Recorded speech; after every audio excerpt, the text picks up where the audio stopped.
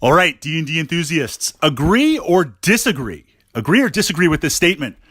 The Dungeon Master needs to cheat. The Dungeon Master, a good Dungeon Master, is a cheater. They just don't let their players necessarily know that they're cheating. Okay, let's qualify that, then we'll turn it over into the comments. So it says somewhere in every single edition of D&D, and going old school AD&D, it's like a whole page dedicated to it. Newer D&D, there's a little line here and there because, of course, they want you to buy every single piece of book that's out there. But essentially, Dungeons & Dragons being a simulation, the rules are completely optional. The rules are completely optional. And when you don't know a rule or you need to figure out a rule, it's up to you as the Dungeon Master to interpret it. Now, hopefully you're not a tyrant and you interpret it fairly, but there's this idea that you can kind of do whatever you want. Now, we're going to play the simulation. We're going to play the rules because that's the framework of this D&D reality. But layering over this, I feel it's my job as a Dungeon Master to make sure all of my players have a good time.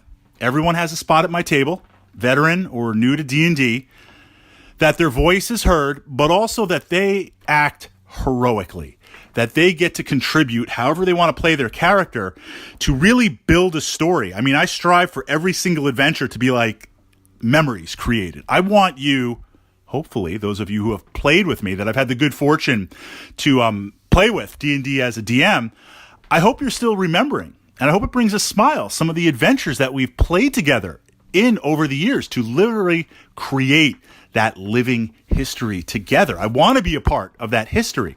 So it's my job as the DM to create massive, in a good way, tension, to create suspense, to create like what the heck is going to happen. And on a side note, one of the tools to do this, dice, understanding the dice. So let's give an example of the cheating Dungeon Master.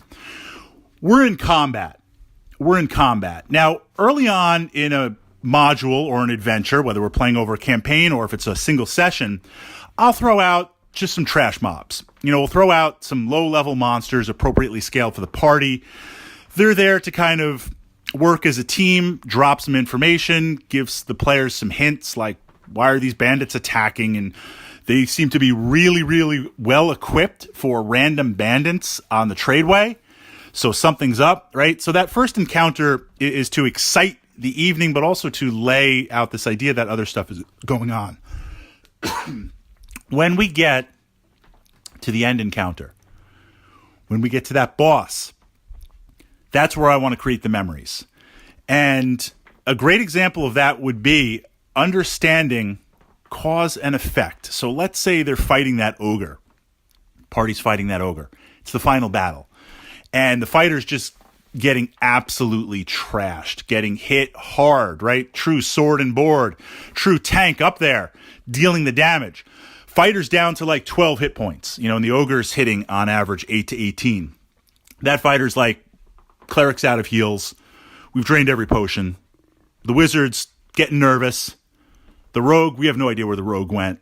It's going to do that sneak attack thing, but we think the rogue ran off. This is what it comes down to. That last dice roll. Can they make it hit? Now, if they miss, the ogre gets to hit back. If the ogre hits, kills the fighter. This is the question as the DM. So the party's been doing really well. The ogre's beaten. The ogre's got a couple of hits left, a couple of hit points left. If the ogre kills the fighter, what did we really gain? Maybe it'll outright kill the fighter, kill the player, but more than likely it'll kind of knock them down to nothing, maybe unconscious. They'll start to make some fortitude checks depending on the addition of D&D, or if they're bleeding into negative, again, whatever edition we're playing.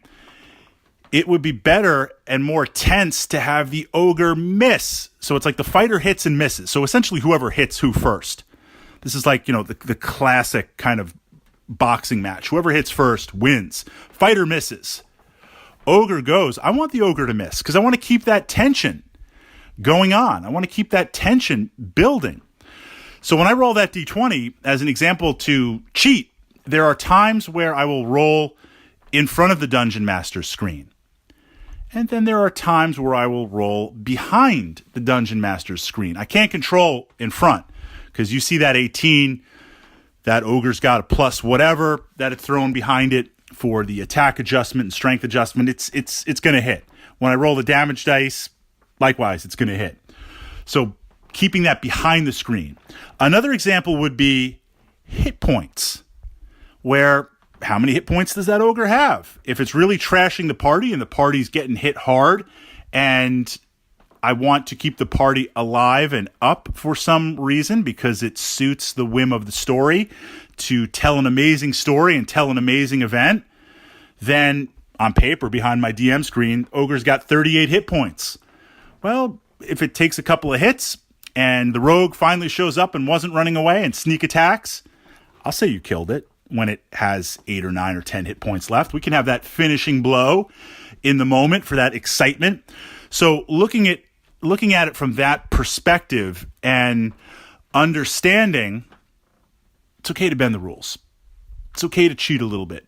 It's okay to build that tension and bring that feeling, create those memorable moments to the players. And from that perspective, it's okay if the DM's a cheater. And it's okay that the DM is interpreting or changing the rules in the moment, I feel, if it serves to that end. Now, if it's the DM just being a control freak and a tyrant, well, you know what? They're not really going to be the dungeon master for that long because the players are not there for their personal entertainment.